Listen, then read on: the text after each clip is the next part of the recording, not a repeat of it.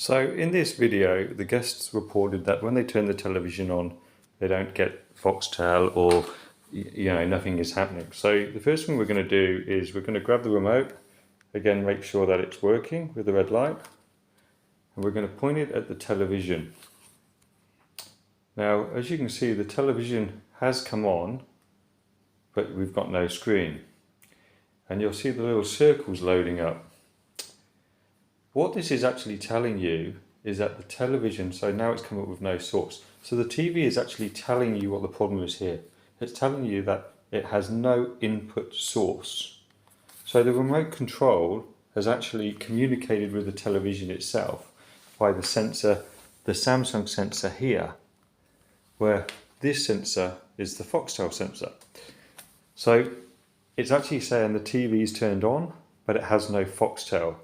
So the first thing we're going to make sure is that Foxtel is actually on. So if we look at the back of the television and we look at the back here, we'll see on this panel here, there's a little display and there's no light on there. That should have a green light.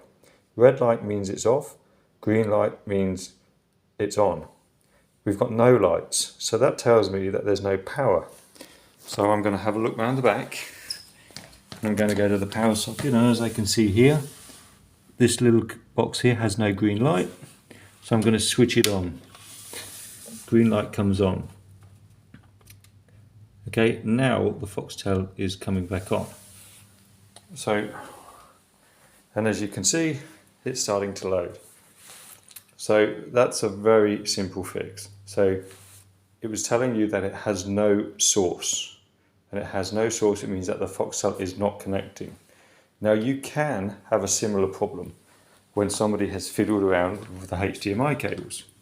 So if we have a look at the back of the television, we have the TV here. This is the Foxtel box. The Foxtel box connects via the HDMI cable, which is this one. It comes around and it goes into HDMI 1. It must be in HDMI 1. HDMI 2 is for the soundbar. Quite often we find that this cable has been put into here and the TV is telling you it is not receiving a signal from the Foxtel box.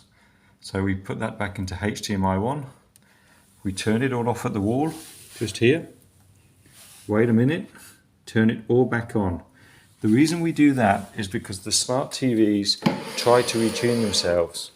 And when they try to retune themselves, they get confused. So this TV is still loading up, and now it's loaded up and it's working perfectly fine.